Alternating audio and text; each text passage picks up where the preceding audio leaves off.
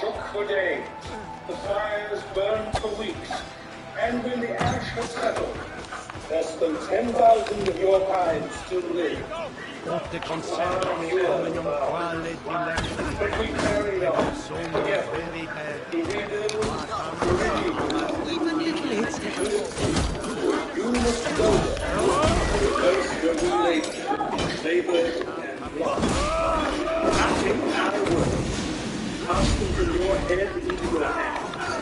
That is how you get but be warned, much still remains in flux, and I do not know how things will end, either in my time or in yours. Seeing the Toma contains completely knowing what awaited the Earth, Desmond told the assassins what to do. After feeding Juno's morning, they headed to the Grand Temple, which was under a small village called Turin in New York. The apple would open the temple, however, there was another door further inside that needed a key to be opened, one in the form of a necklace. Desmond initially followed the memories of his ancestor, the British Templar Haytham Kenway in the colonies in the 18th century. He soon learned that Haytham's son, Radoon Gaiden, or Hangerton, or whatever Noah Watt's name of choice was that day. Sorry, it still really annoys me. Also known as Connor, simply, he held the key. In between animus sessions, Juno would tell Desmond more about the ones who came before, such as her husband Aita, a fellow Isu scientist notable for the building of the observatory. She told Desmond how he was used as an experiment to see if the Isu could have their consciousness placed into an artificial body. This was one of the 6 methods of salvation. Various last-ditch efforts the Isu had to try and save themselves from the catastrophe, but of course, none of them was successful. When the experiment failed, Aita faced a certain death.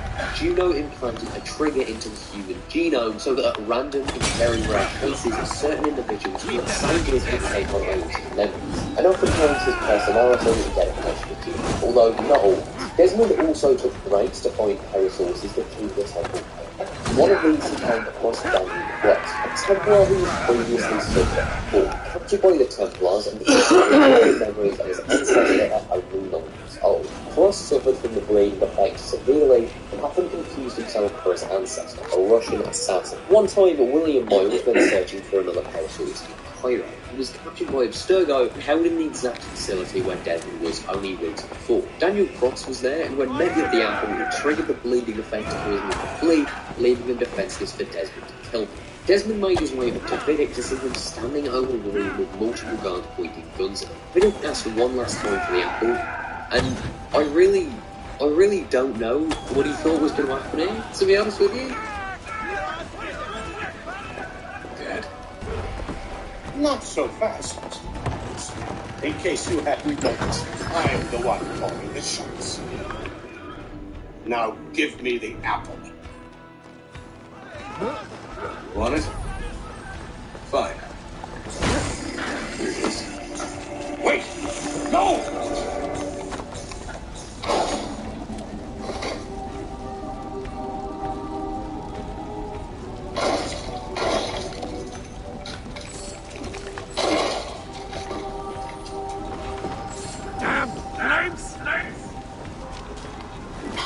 Never should have come here. You put everything on the line for what? So you could rescue your father? Yeah.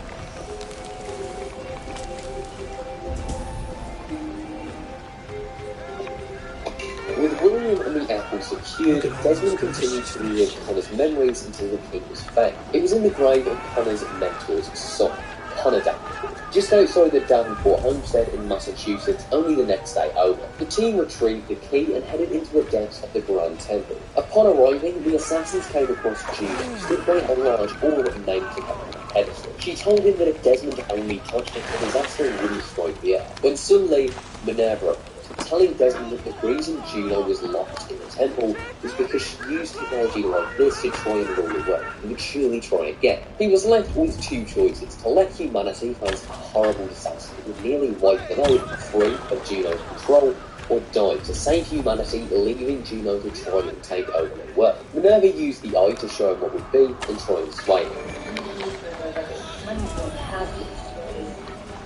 The ground cracked, took fire under the sky. All the world was burned. But this does not end the world. nearly perilous survival. Darkness follows. Can you emerge, resolving to lay a foundation that such a tragedy does not befall the world again? You will become a symbol to those who strive. Hope, knowledge, determination.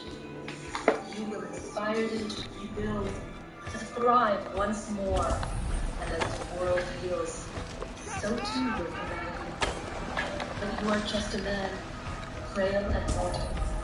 You passed from the world, leaving behind only a memory. A legacy. You will be remembered first as a hero, later as a legend, and in time as a god.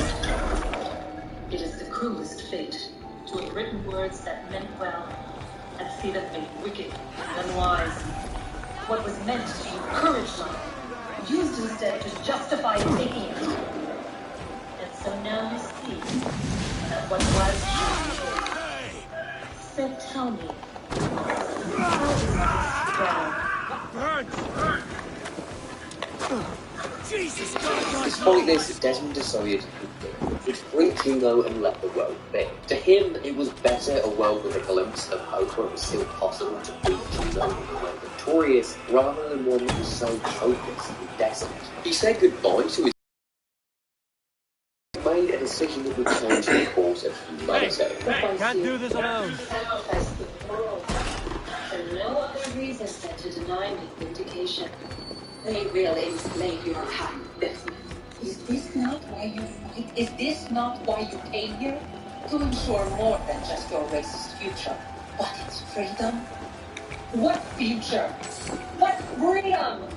Billions dead and the whole cycle begun anew?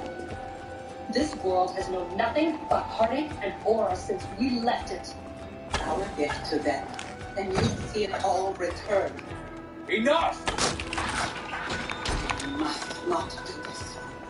Whatever Juno's planning, however terrible it might seem today, we'll find a way to stop it. The alternative, what you want, there's no hope there. If you free her, you'll be destroyed. It will happen in an instant. There will be no pain. You mustn't. It's done, Minerva. Decision's made.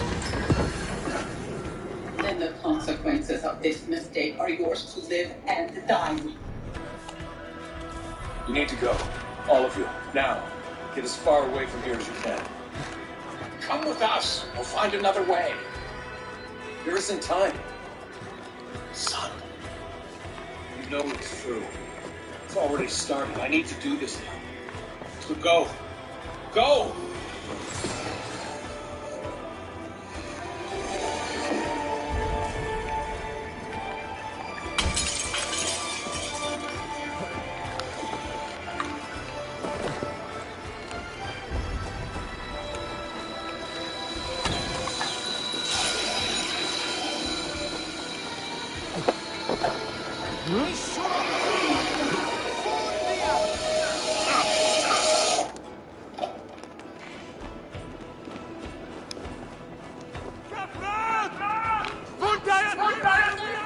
It's up to Aurora Borealis. Witnesses have this before. Eyewitnesses described electrical storms and erratic displays of unusual weather. Residents are being asked to remain inside and wait for geological surveys are necessary.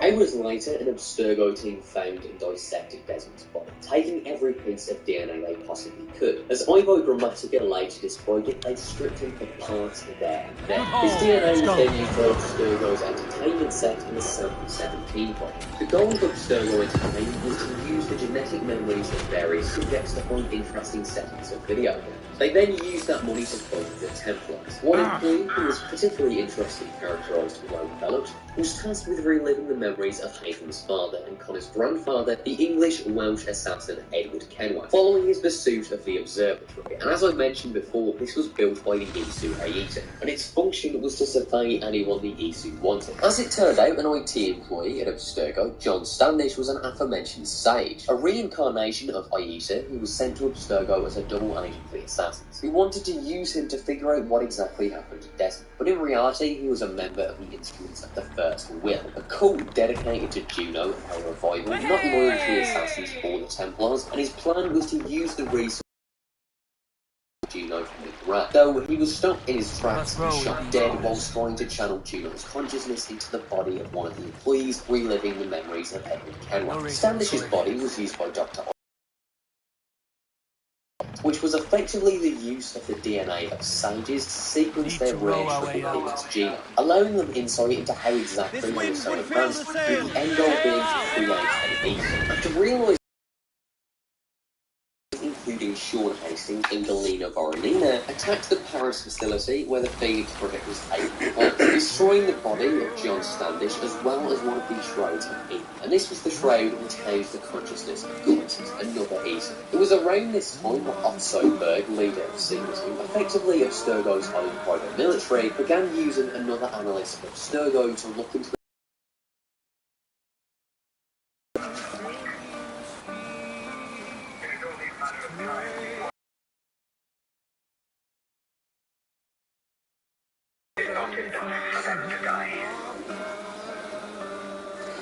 Thousands dead, that shit got bloody strength. Get him out of here. I want them to know how weak they truly are. And I want everyone to see them suffer. So on the day they finally meet me, they will welcome the death I offer them. She was right. Marina. More than me, apparently.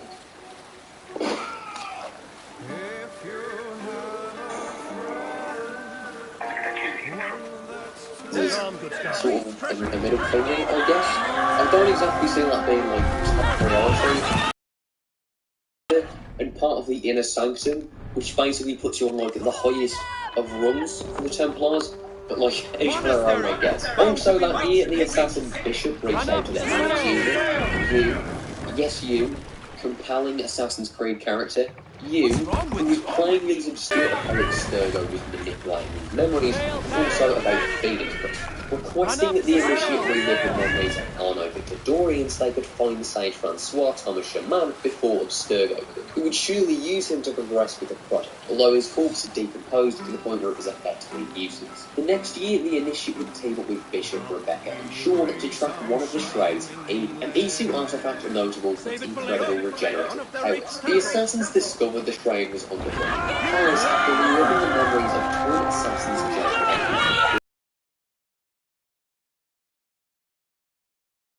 and Berg, as well as fellow Templars Violet da Costa, a member of Sigma Team, and Isabel Ardant, head of historical research at Abstergo. The two groups fought, with Sean killing Ardant and Violet escaping the shroud, bringing it back to dramatic life. He intended to use the shrouds to create a member of the Isu. However, when he left, it was revealed that Violet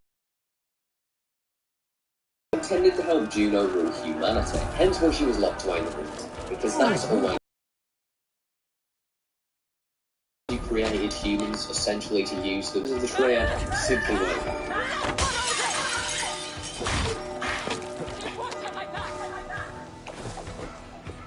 Hello? V? Brought the shroud as you asked, but I'm scared. Do not fear me. You've done well. I'm not scared of you. I'm scared for you. Anyone finds out what you've been doing. You have played your part, my instrument. I will save you. I will save you all. In 2017, Abstergo sent a member of the historical control team, Layla Hassan, to the Pharaoh of Pressure, Egypt, to find a piece of Eden valuable to the temple. Previously, I will save you all. In In 2017, Abstergo sent a member of the historical team, Layla Hassan, to the Qatar and oppression in Egypt to find a piece of Eden valuable to the country. Previously, Layla had somehow managed to develop an animus that was able to read the DNA of people related to it, and it was also able to decipher severely damaged. It's not really explained at all, but she wanted to prove herself to Abstergo that she was more than just European. So when she and her employed girlfriend Diana Geary essentially carried this artifact, she found the two of Boya and Oya, which is when Layla decided to use her portable animus with I guess she was just carrying about to relive their memories. Both of them were founding members of the Hidden Ones, an early form of the assassins that would later bridge into the 1110s. During her time reliving their memories, Sigma Team investigated what exactly was going on because Layla hadn't reported. Abstergo, they killed Diana and attempted to kill Layla, who was able to defend herself. After killing members of Sigma Team, she effectively made herself an enemy of Abstergo. D? Oh, D. No.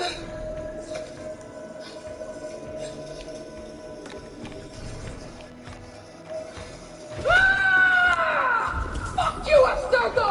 I'm saying this through! Later on, the assassin William Wise turned up and asked this Abstergo employee, there and then, to join the assassins, alongside, this Otto Berg tear plastic surgery he's had.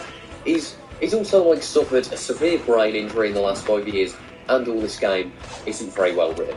I'll just let you decide. In the coming months, as Layla worked as an assassin, Desmond's illegitimate son, Elijah Miles, was being used by the instruments of the First Will. A few years earlier, he was captured by Abstergo as his mother had him taken into one of their clinics, only to discover he shared Subject 17's DNA. And not just that, he was a sage. Isabel, what brings you here? I came to gloat, actually. Look at this data. A sage. It gets better. Check this patrilineal. Let's see. Patrilineal line. 19th century American Midwest. 18th century American Revolution. 16th century Ottoman Empire. 15th century Italian Renaissance. Oh my God. You don't mean... The best part? The car just got come into one of your new clinics in New York City. I'd really like to strip it for parts like we did with Subject 17. Oh, no, you don't. You had your chance with the shroud. This asset is mine, and I won't be a party to the needless mutilation of a 10-year-old boy. It's in you now. So what do you plan to do with it? Given his unique lineage, I think we should put him into an animus for the next 50 years. Think of the data we could extract. That's terribly old-fashioned. In any case, we should send Sigma Team to recover it. No. I'm going to keep an eye on the plan. We'll collect him when the time's right. In August 2018, the instruments broke into Grammaticus' lab, forcing him to use Elijah's DNA to reincarnate Juno into a human body. And while this was successful, the assassin Charlotte Freeze pretty quickly killed her, and then Elijah presumably escaped into the Australian desert. Yes, the main antagonist of Assassin's Creed was killed in a comic you've probably never heard of, or a character you've probably never heard of, but it's okay, because that year, as an apology from Ubisoft, we got Assassin's Creed Odyssey.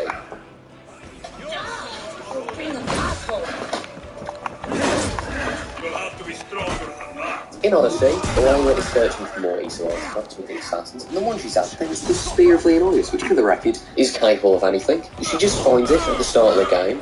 Cool, but a wrench is thrown into the works, right? And there's 2 DNA samples. So the animus, this animus, is meant to be able to read damaged DNA specifically. Instead of letting you relive either of the samples as it should, working off a fixed history as the animus does, creates 2 alternate timelines, in which there are literally millions more alternate timelines, because the DNA is apparently too damaged, despite the fact that shatters some of the first dialogue you ever hear in the series. And no, it's not too old, because Craig relives the memories of Adam, which are 35 times older, on a much more dated version of the Atlas. This essentially destroys Crucial Ball that was embedded in this 100 moments series, also making the game more marketable to the audience, fucking up long-term fans and what the franchise actually was, also have 2 holidays falling out and flip their way through to Greece, or people say Malacca, because that's how you write a good character. Not like your choices have consequences in the game. Even if they did, the novel sets a clear canon in stone, so unless you find the game very linear, pick one character and emulate the book, your choices are inaccurate and invalidated. And if you do, the game caters for every possible choice, making the protagonist nothing and everything at the same time at the cost of what literal narrative integrity this series had left. Like, I meant for this video to be an objective timeline, but at a point, the series writing takes a total nosedive, with Odyssey being a notable example. And I can't just talk my way through this plot as if it makes any sense, or is on the same tier as what came before. Like, this game is just astoundingly, mind-bogglingly Layla later meets Cassandra wearing a suit, who is alive due to the effects of the Staff of Hermes, which grants immortality to its wielder. She tells Layla that she is the one who will bring balance to the Force and hands her the staff, dying in the process. The last time we see Layla is in the Fates of Atlantis DLC, where she's guided through Atlantis by the Isu Aletheia, and she's seemingly corrupted by all that power, killing her friend Victoria, and she later faces off with Otto Berg, who is now a Greek mercenary NPC, apparently. Okay. She presumably paralyzes him, but it's like made a point of that he's still alive. And that is pretty much where we're at. I know Odyssey was a bit of a low point. Valhalla's lead writer is Darby McDevitt. Can't sing his praises enough. He's the best writer this series has ever seen. He wrote Revelations and Black Flag and Embers, as I said in the intro, and that is the main thing that's got me hyped for Valhalla, because I know he'll knock it out of the park at the very least. There's some stuff I didn't include, like stuff from the comics and the film, but that's because this is purely a recap of the mainline story, and there is tons of transmedia, and like a ton of stuff in Assassin's Creed really doesn't matter, like the overarching story. Like, there is a ridiculous amount to burn through, but yeah. Anyway, if you enjoyed, maybe leave a like, and if you didn't, maybe let me know why. Thank you all for watching, and we'll see you all next time in another Assassin's Creed video.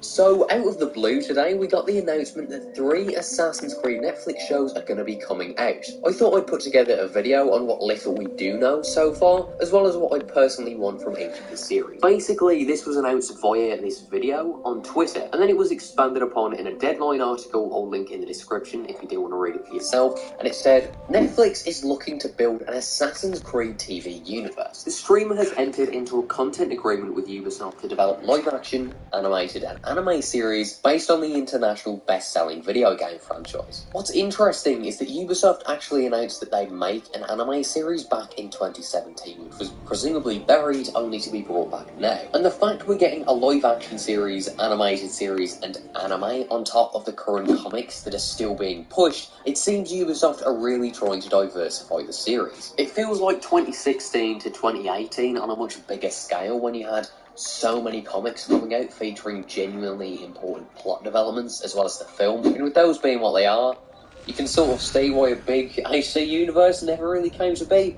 Like, in hindsight, probably wasn't a great idea to cap off the series' biggest story arc in a comic that meant nothing, but after dealing with the trials and tribulations they did with the comics, we can hope that Ubisoft won't push these story arcs that should have been dealt with in games into transmedia. We're excited to partner with Ubisoft and bring to life the rich, multi-layered storytelling that Assassin's Creed is beloved for. Let's get out of here. Vice President of original series at Netflix. For its breathtaking historical worlds and massive global appeal, is one of the best-selling video game franchises of all time. We are committed to carefully crafting epic and thrilling entertainment based on this distinct IP, and provide a deeper dive for fans and our members around the world to enjoy. And that's basically it. As per usual, it seems Ubisoft are chasing The Witcher, but not in a bad way this time, at least not inherently. I think having a chance to grow and expand the AC universe is always nice, so long as you do it in a way that's in keeping with this series, and follows at least a few rules this series does have. Whether it will or not, I really have no clue. We don't know about who Ubisoft is to make any of these 3 series, and with Ubisoft being Ubisoft, it really wouldn't shock me if they just picks a few names out of a hat. But if they get a good writer on board, you know, a good writer who Assassin's Creed, as well as good showrunners, cinematographers, animators, all that stuff, we should be okay. Mainly the showrunner though. That's the main thing I think they need to get down for all three shows. On the topic of showrunners, I thought that I'd mention that there isn't even a showrunner for the live action show as of now, and they're still looking for one. So that probably won't release until 2021. I think with there being like so little known about these shows, the best thing really to do is look at it optimistically. Ubisoft are casting a huge light on Assassin's Creed to a huge audience of people just as the series is which is going to be this big next step that these shows might be linked with. As much as newer titles have focused more on their settings as opposed to the series it's actually set in, most people think of the Ezio game by Assassin's Creed. This road brotherhood through the ranks of shadows and jump rooftop to rooftop. And if they sell that, and Ubisoft do see that do still can't be Assassin's Creed, that it's actually pushed in Assassin's Creed, this can only really be a good thing. In terms of what I want for the shows, it's going to serve as an extension of the game. Of course, I want them to each do their own thing, but with AC being such a huge universe with as many loose ends, there is so many opportunities. Ubisoft doesn't do sequels anymore, and if they aren't going to do that, they can close off the stories of characters that they attached with shows. What we do know about Edward's life after Black Flag because of the novels, it would be so great for Ubisoft to follow that up in one of these shows. And I think Edward is the protagonist we're most likely to revisit. We've seen pretty much all of Ezio's life, like up to the Saint Nexus and then Embers, but then with Edward, probably the second most popular protagonist, we know a lot about his life, like it's horrible listen, but it's not really mainstream Assassin's Creed. We also have no clue what really happened to Arno after Dead Kings, but he wasn't nearly as popular as, you know, an Ezio or Edward, so that's a bit more far-fetched, although I would really like to see that. Something to do with Bayek and Aya I could 100% see too,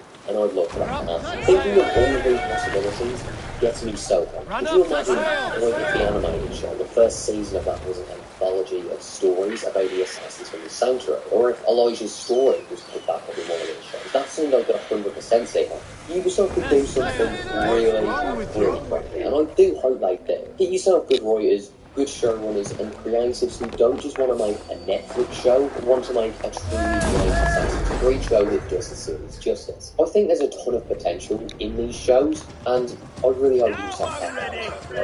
I really do.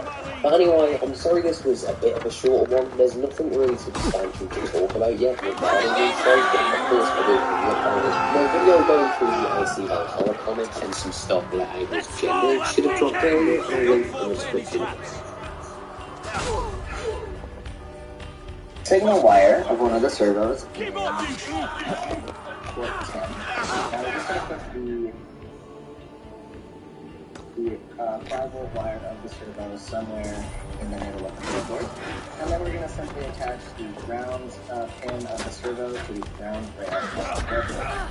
Now we're going to take our first power chip, plug in the ground pin into the ground rail of the breadboard. And since we're running 5 power for the servo, we will plug in the 5-volt this rail for the 5 power to the servo. And now we're all done with one servo. We just have to repeat that process with the second one. So I take my servo's signal wire, plug it into port 11. I'm going to take the 5-volt wire with the servo and plug it in somewhere on the breadboard. Pretty much it's just in the middle. Now I'm going to take the ground wire of my servo and I'm going to plug it into the ground rail of my breadboard. Now I'll take my second power source, plug the ground wire into the ground rail of my breadboard.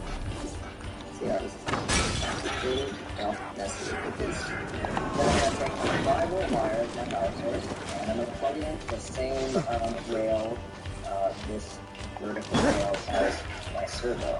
I know that got a little confusing, so here's a simpler schematic for design. Alright, that wraps up the hardware.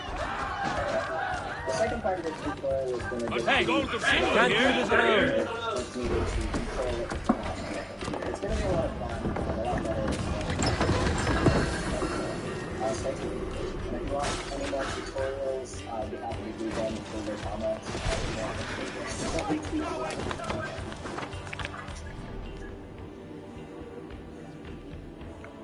I really like this.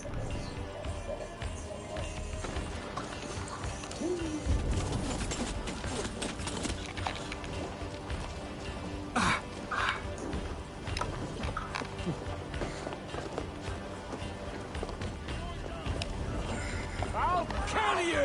You're 1-2, brother.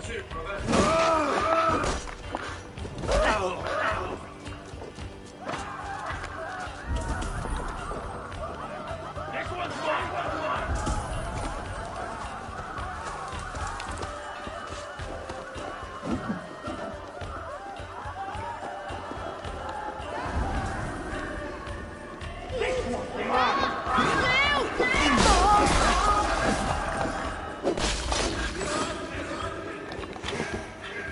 smell silver here. Come, help me with this.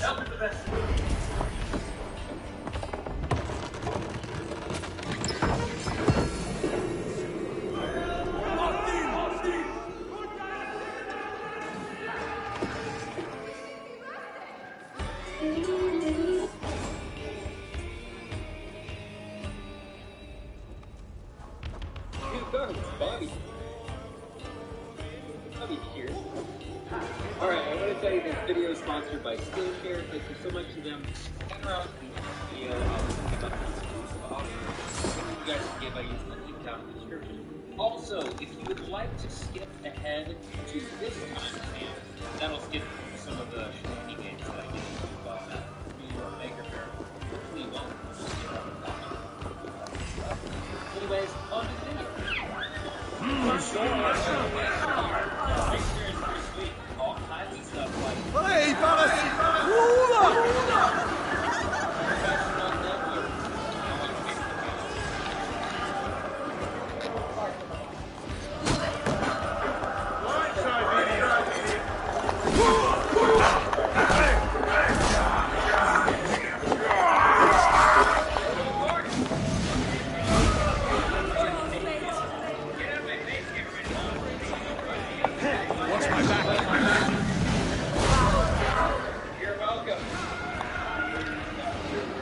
give me a hand over here.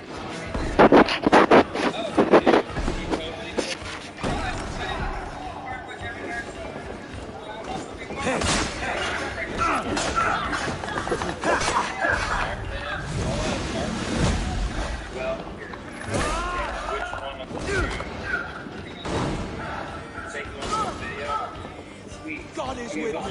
With me. Sweet.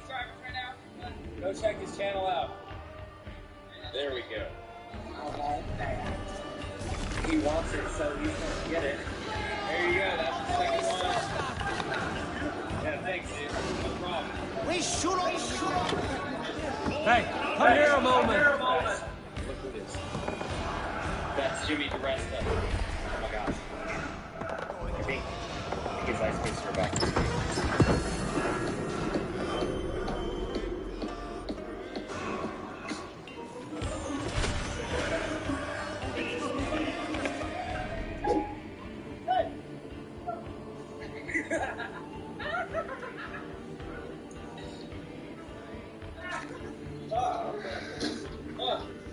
Wow, that was a long run.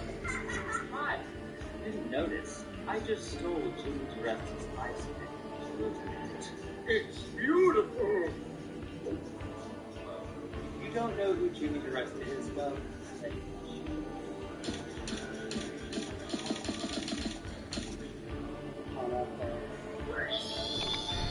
I've always wanted one of these, but you know, I think I can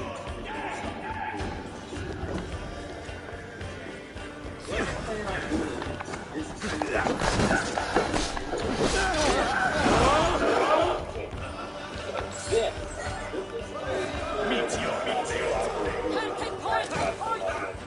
started as just a Christmas gift, then I imported the skin plate, put it in thank you, went ahead and cleaned it up and shrunk it down.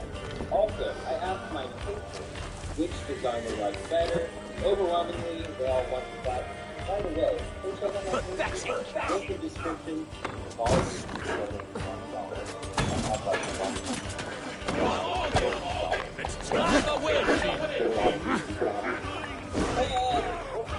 get this started, I need to remove this black part from this spike. And I think that it's held in place by some super glue. So we're just going to pop that off with the torch, disassemble it.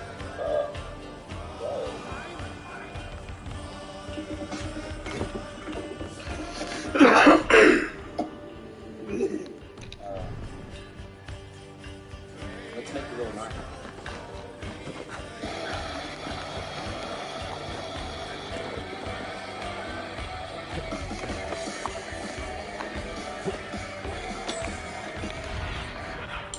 do you see? Okay, now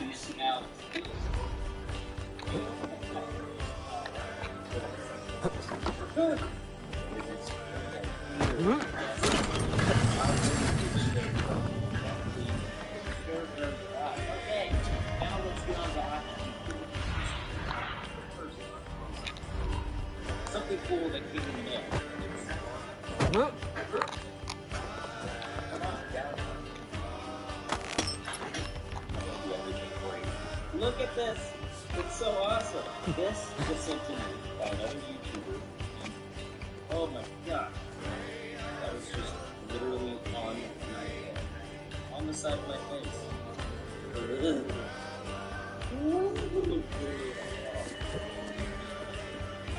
Now, back to what I was saying.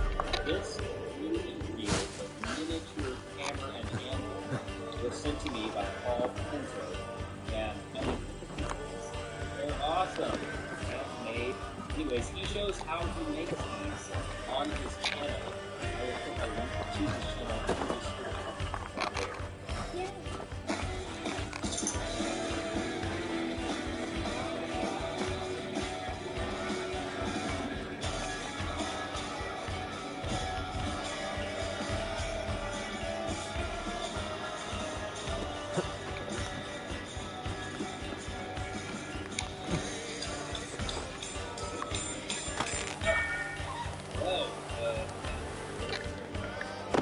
Apparently, brass is hard.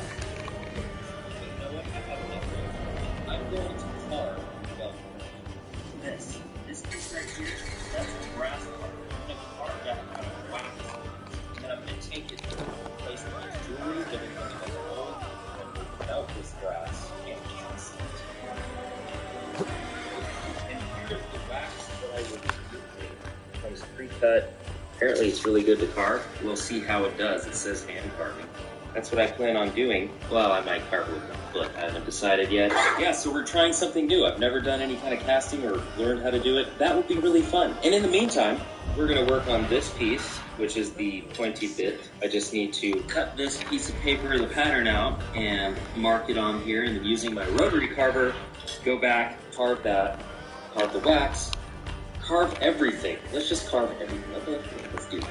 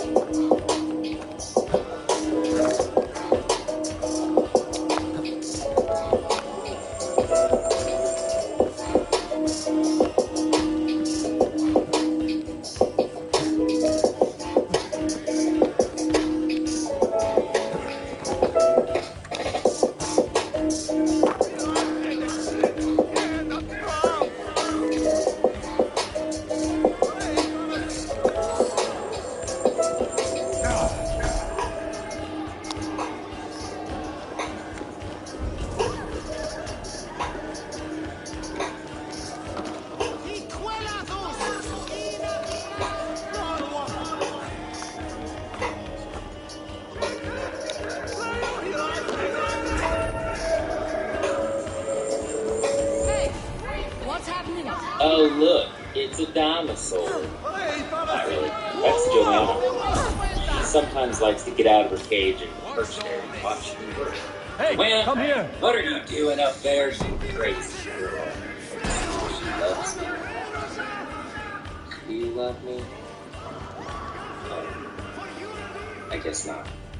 It's the next day, and we are on our way, or about to go get a mold made for this.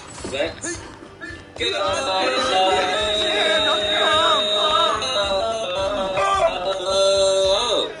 Oh, we're here.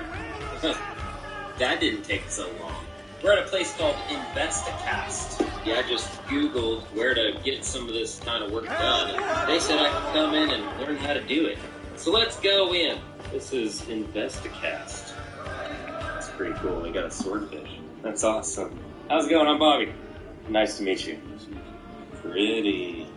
You guys make all of these? We do. We made them about 30 years ago. We have a lot of jewelry stores we deal with that like to have basic molds, either to fill up their cases or they're looking for something that's close, so it's cheaper to call and order a wax.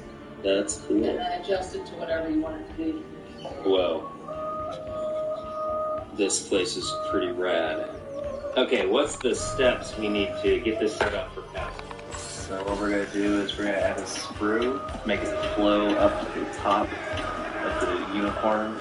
And the screw is what the metal flows down through? Yes. It's like welding wax, yes. Yeah, this, the brass I'm using is the handle to an ice pick that I have to use. It'd be easier just to use another brass, but I gotta use the duress to brass. Okay, what happens next after we got carving attached to the screw and the base is we go into the next room where we mix up some stuff called investment, which is basically like a plaster, which then we pour into the cast, vacuum out all the air bubbles, and once that sets up over about 30 minutes, we take it over to the oven, which then not only dries the mold, but also takes out all of that wax, leaving it the exact shape of the original. That mold, when it's dry, it goes into this machine, melts the brass, and spins up really fast using the centrifugal force, and injects the brass into the other side where the mold is, filling the cavity, producing the tiny handle forming top. This is the crucible. It's graphite lined. All right? It conducts electricity. All right? Right. It's an induction melt. And I'll tell you what, there may be aluminum in the alloy. Help me out In here. the brass, right. It may have aluminum in it. We'll know in a minute whether it will have aluminum. Anyway, we're going to find out. Okay? Okay, here is the actual casting process. You can see I'm looking down through a little sight glass, and that is actually the brass melting. Super cool. After it spins up and injects the brass, then we take the mold out of the furnace, smash it with a hammer, to then dig around and find the actual casting, clean it up, and there you go. Thanks, Investigators. Really cool. Tim, it was great meeting you. Thank you so much for your help. I really appreciate it. Not a problem at all. Have a good day. Yes, sir. You too. All right, Robin. Thank you so much for having me out here. I really appreciate it. We appreciate you coming by. Yes, ma'am. You guys have a great day. Okay, we are back from Investicast. They did an amazing job. Thank you so much. If you're in the DFW area and you need something like this done, go check them out. Really, what's left to do is to polish this up, do some cleaning, put the finger holes in, cut off the sprue, and then attach the blade after we finish it. So that's the next step. Okay, let's do that.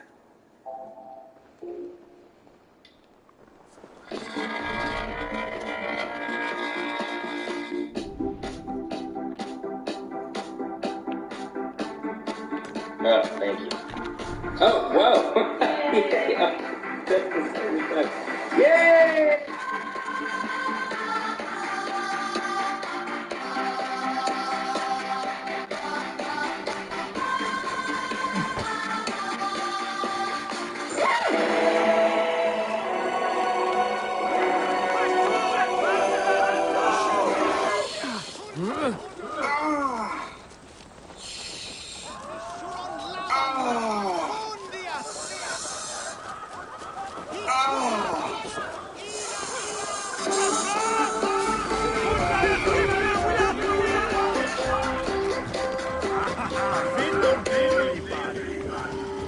That's a strange-looking dog. She loves me, don't you, Ow! Oh, you know, just walking my pet dinosaur. Uh-oh. Uh-oh, you're gonna get stuck. Oh. Careful, girl. I love you. Ah, I really think she's just mad at me because I won't give her any of Marihute's eggs. I mean, Joanne, I can't. She's the last golden eagle. Home, home on the range, where the critters are all tired of being tamed.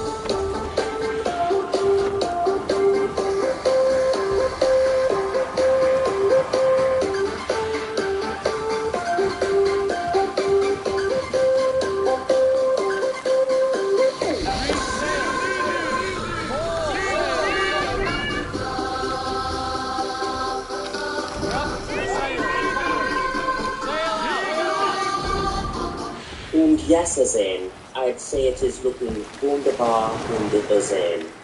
Azane? Ja. Here's a quick tip. If you use the 3M sandpaper, it actually has an adhesive backing that is activated by heat. I just cut up some popsicle sticks, heat it with my torch over there, really quick. Put the popsicle sticks down, cut these out, and then you have little bitty sanding sticks. Like that. Oh, shot. And they work pretty well. You should try it. Alright, we've got the knife to this point. It's kind of hard to see it. We'll pick up from there. It's right there. So what I plan on doing is hardening and tempering this. And that involves the process of getting this glowing red hot, dipping it or quenching it in oil, and then putting it in an oven at like 400 some degrees. I'm not exactly sure. I still need to do a little research. First, the hardening will make it super hard but really brittle, and then the tempering should make it still hard but a little more durable. So let's do that. What do you say? Okay, sounds good to me.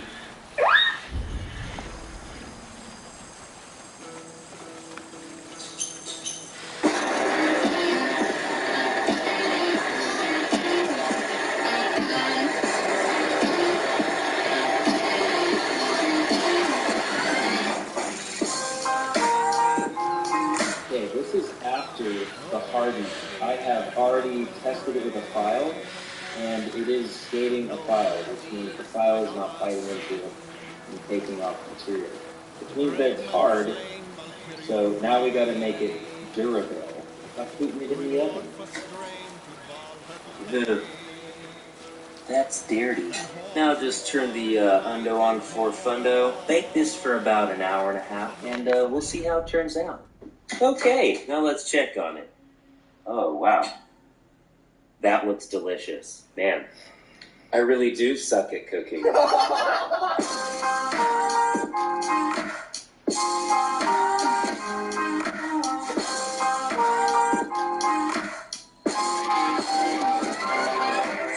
Oh boy, it's looking awesome. All right, we've got it all shined up. Focus. Thank you, Mr. Camera. Now, the part that I am most afraid of. I'm going to try and solder with some paint flux and some regular solder. I'm not even sure what kind. I think it's like 60-40. Anyways, I'm going to put the little pin in the hole and then heat it up, and that will act like a glue, so hopefully it'll bond even better than like epoxy. Excuse me. I'm really scared because I have no idea how this is going to turn out. Let's do this. They raise no more. They pay price, Silver.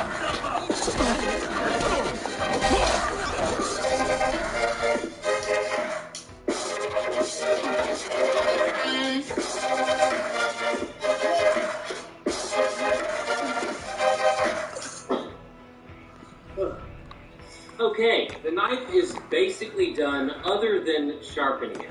So the way we're going to do that is I'm going to use some Japanese whetstones, and the reason they're called that is, well, you get them wet in order to use them. So they look like this. This one's kind of dirty. The reason I think whetstones are superior to, say, oil stones or other is as you sharpen it, you kind of carve away the stone, and the water helps wash away all those particles. So that way it doesn't get gunked up, and it leaves a nice, sharp surface for you to continue to sharpen. It sharpens faster, in my opinion, than traditional oil stones. The water is wet. So what you do is you take your whetstone and you get it wet, you put it down in the welder. Then you can, if you need to, take this leveling stone, and what it does is it basically flattens the surface so that way it's nice, fresh, and delicious. And what you do is you just go back and forth until it's nice and flat. Come, help me with this. Yeah, good enough. So we're going to start with the lowest grit number, so that's a 400. The higher the grit, the finer the stone. And then we're just going to sharpen this little guy on up.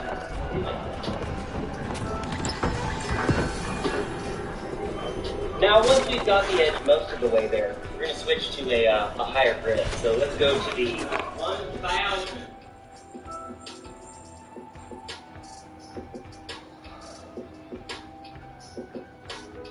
See all that darkness? That's actually the steel coming off. Oh yeah, and stop what you're doing right now and go subscribe to PewDiePie because T-Series is about to surpass him in subscribers. We can't allow that.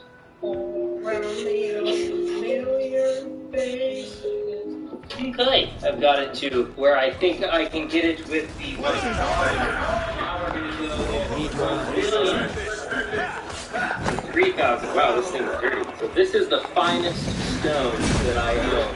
They go way higher than this, but this is the finest.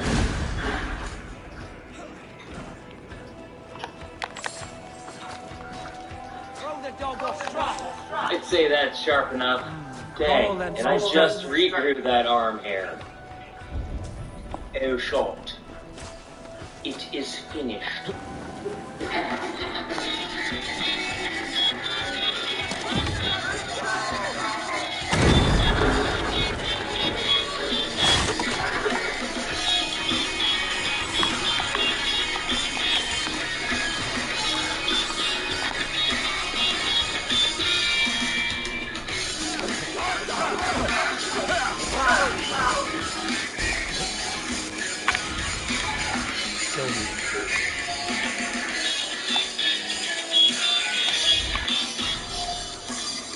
Okay, now it is totally done. Let's go and mail it to Jimmy and see what he thinks.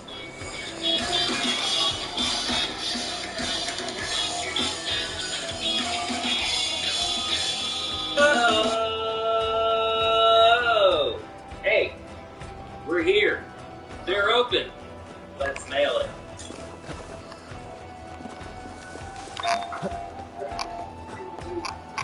Hey, Paul. Bobby, will you ship this to Jimmy DeResta for me? Alright, thanks, man.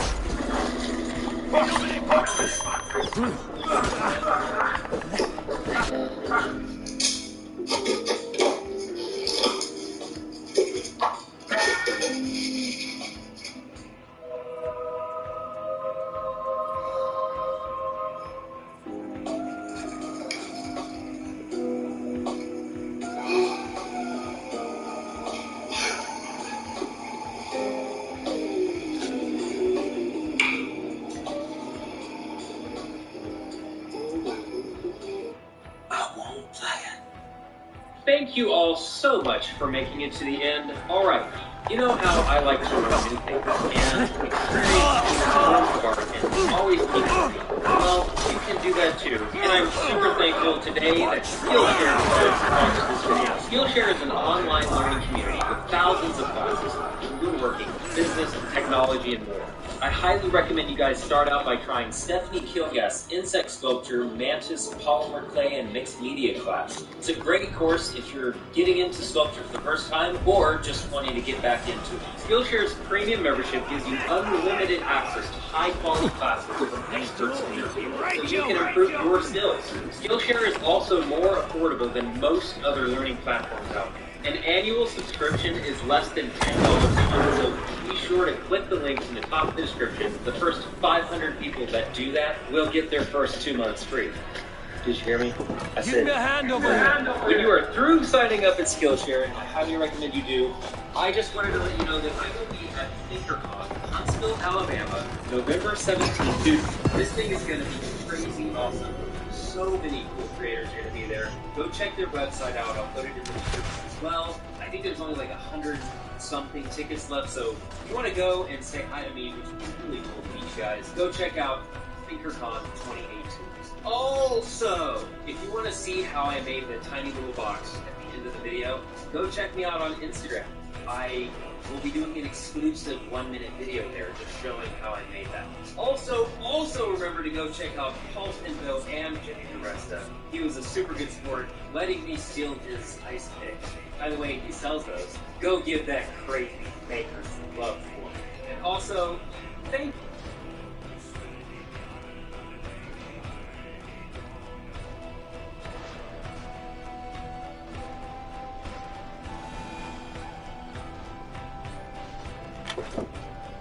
Oh, you're finished!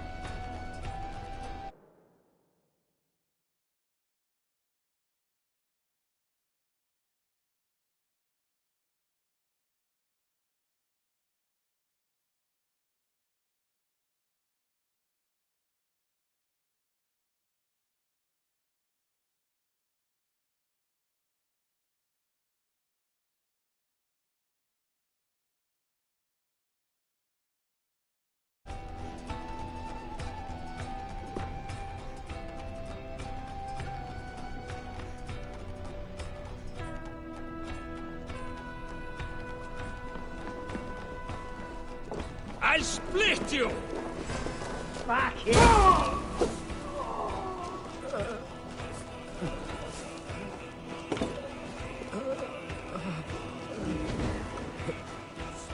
Oh, my thanks, Eivor. I'll kill you!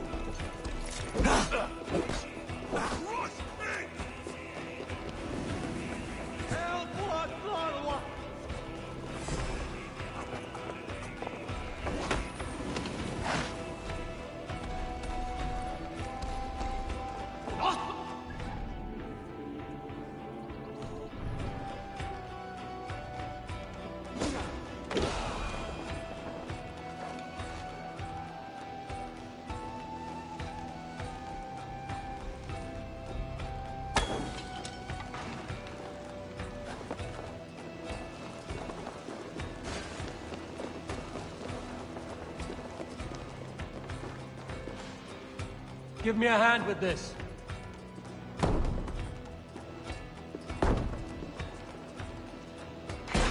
Some goat plundering here.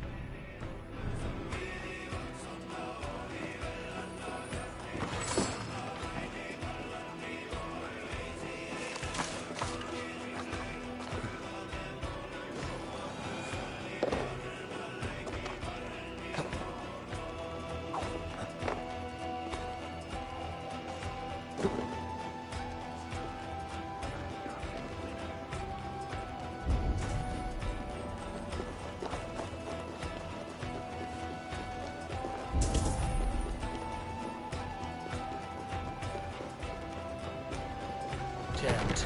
Need to get on the other side.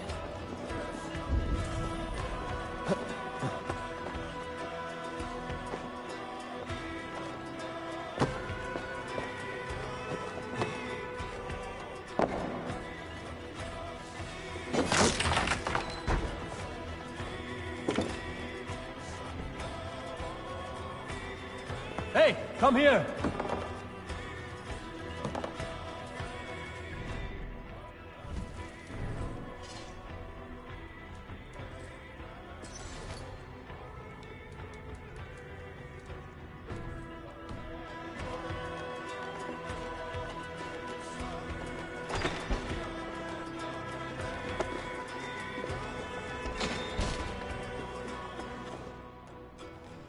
Give me a hand!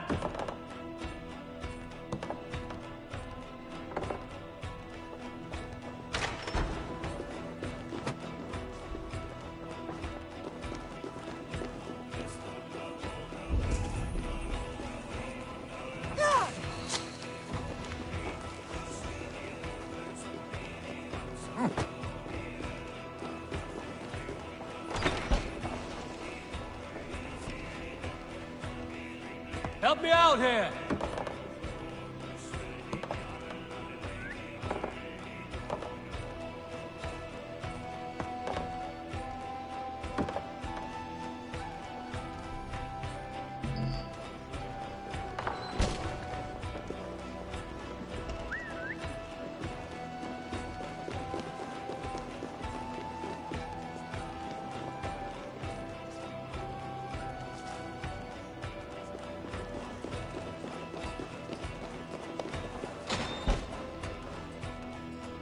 Hey! Can't do this alone.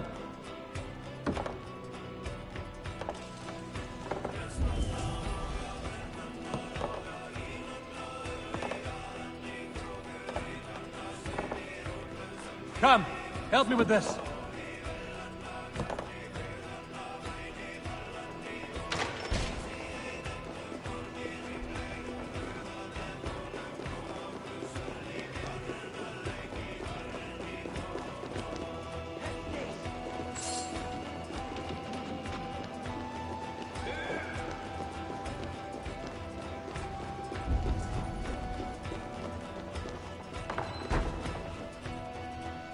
Hey, come here!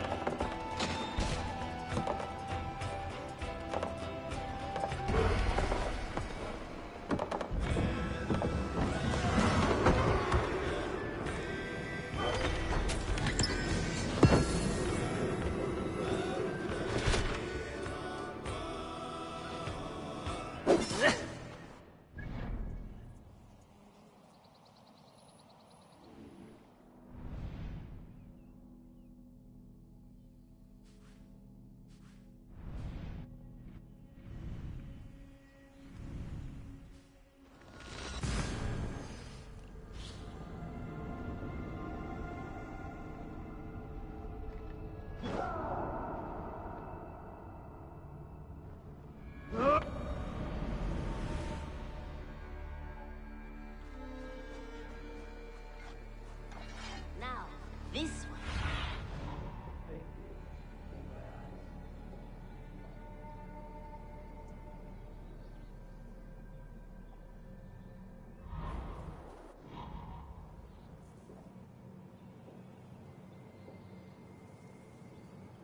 Now, this one.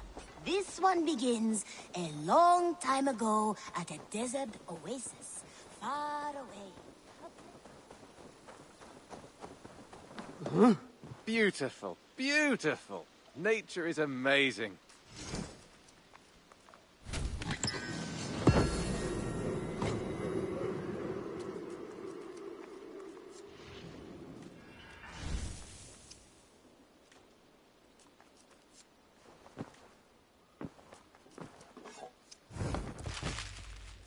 I brought something for you.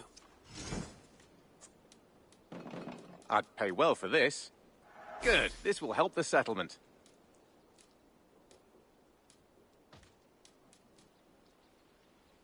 All done? I will see you later, friend. Hope to see you again soon.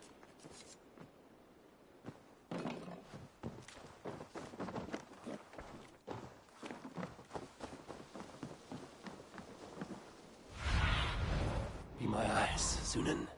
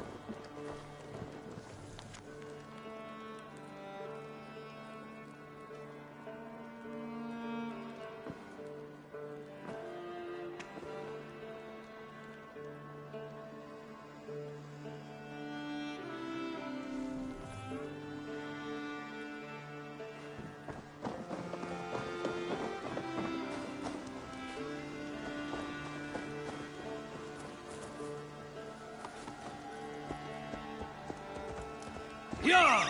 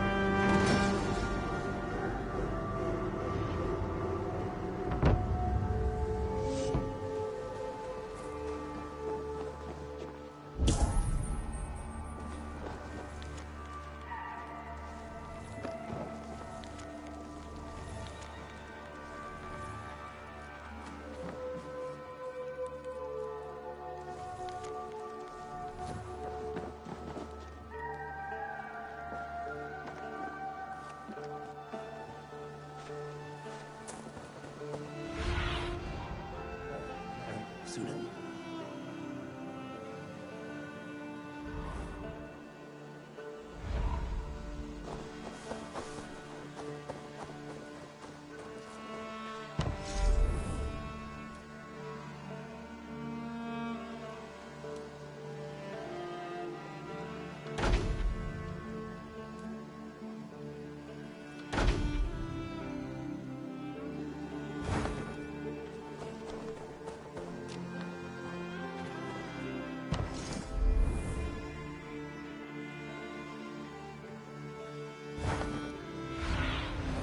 Go.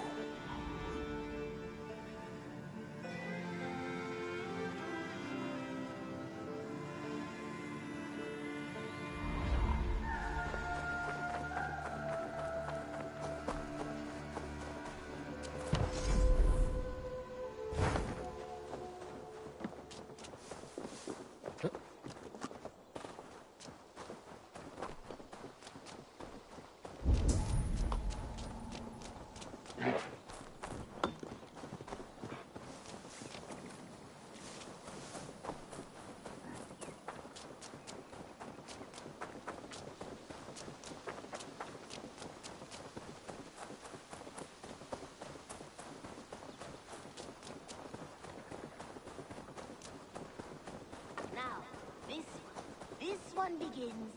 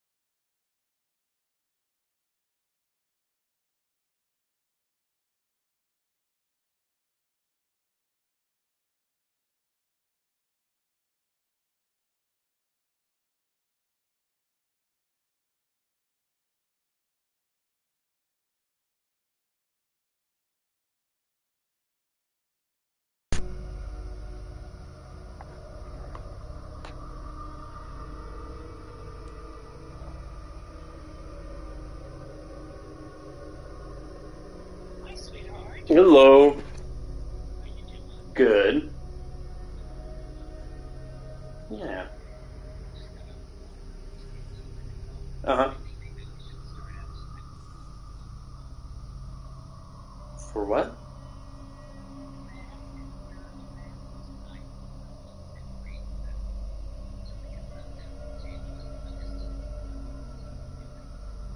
I don't think it really matters.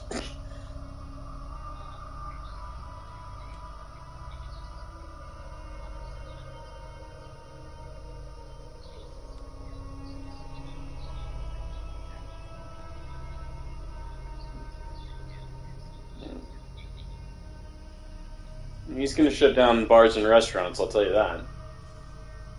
Bars and restaurants are going to get shut down. Yeah, there's no doubt about it.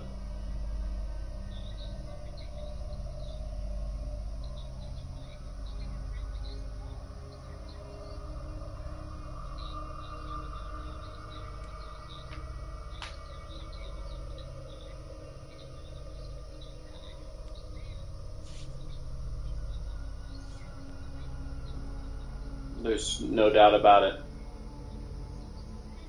Yeah, it's pretty fucked up. Yeah.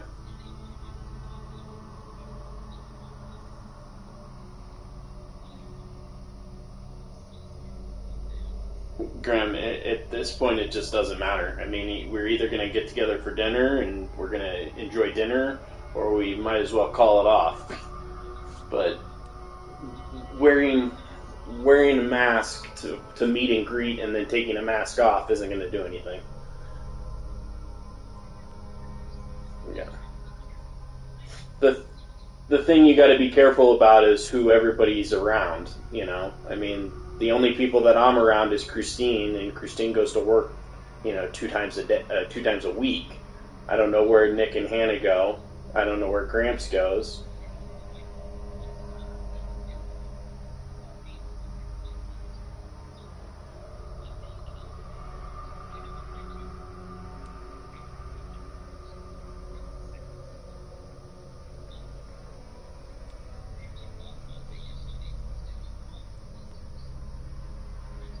Yeah, I mean, if you want to save yourself, you just can't be around Nick or Hannah because they they go and do whatever they do.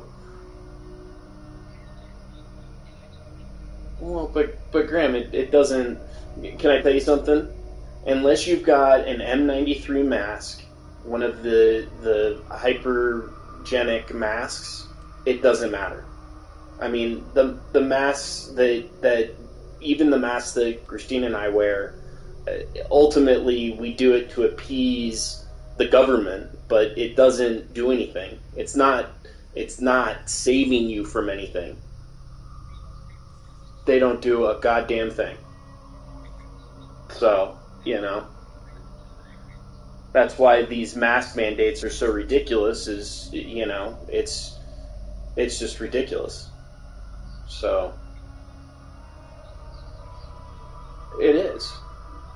But like I said, I mean, wearing a mask to meet and greet doesn't change anything. The only thing that will change it is if we just don't do it or we don't revolve ourselves around people that, you know.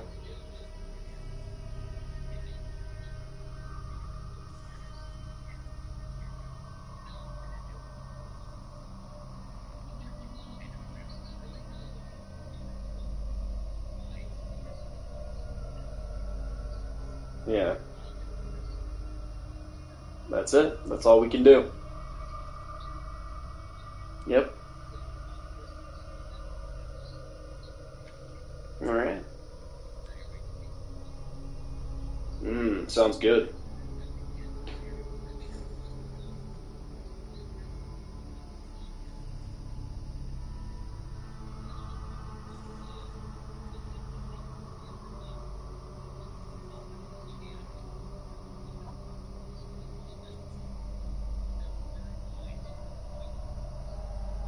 Oh, cool.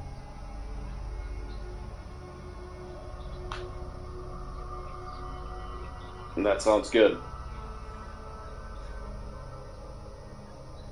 Okay. Sounds good. What time do you want us? Okay. That sounds good. Alright. Love you too. Bye.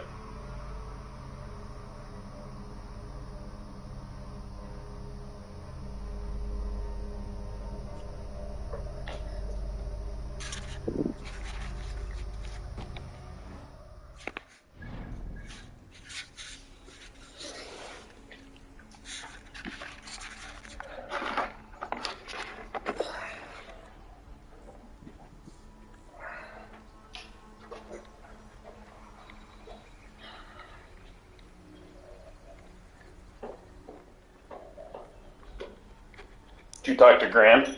Yeah. You doctor? Yeah, I just got off the phone. Oh. I'm going back. Yeah. Where you need to wear face coverings. I told her that that's ridiculous. I go, if we're going to wear a face covering when we first see you, I was like, what's the point? And she's like, yeah, numbers are just going up, so I think it's a good idea. Okay. I told her no. I go, the only if you're worried about it, then we need to cancel this dinner. No, I'm looking forward to this dinner. Oh. You need to stir up? Yeah. What is it? Literally anything. Our little secret. I'm failing at my tracking game. Huh? I'm failing at my tracking game. Tracking game? Yeah, like tracking what I'm eating. Oh. So I was like, oh, yeah, good protein in it. Yeah.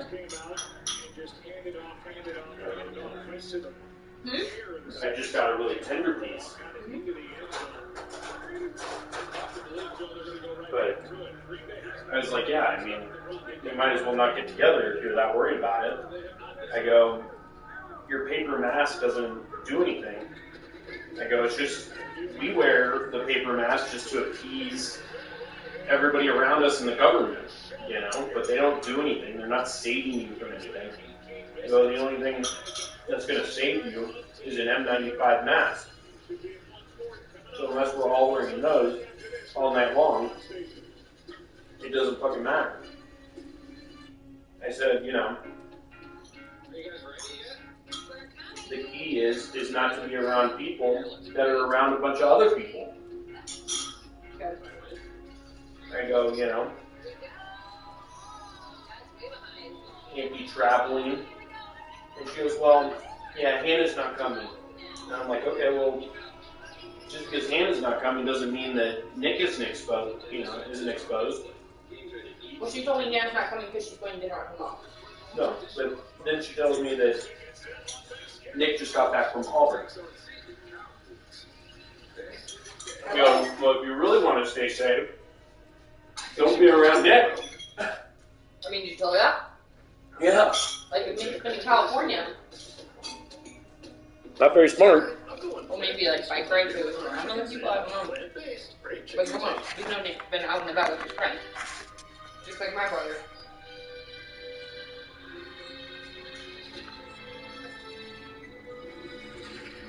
So, But again, not given maybe like kisses being close, but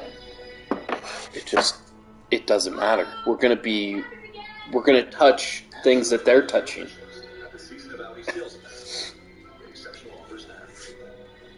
Is it 4 o'clock or 4:30? 4:30. Jack, go on. That's on YouTube. That's right. I'm going plant-based with my new Unchicken sandwich. Plant-based, great chicken taste. So we can do that and like see if we can get different. No.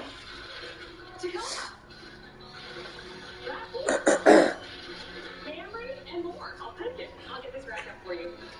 I wish I had just unwrapped it. Right now, get $1,000 cash back on a new 2020. Just my grand. It's like she doesn't think, or she's either that. And the thing that really pisses me off is she's like watching the news, which is like the worst thing you can do. Like watching the news is literally the worst thing she can do. Oh yeah. Because that news does not give you the correct. They're feeding into these crazy fucking conspiracies. I mean, these masks. Again, if every person had an M95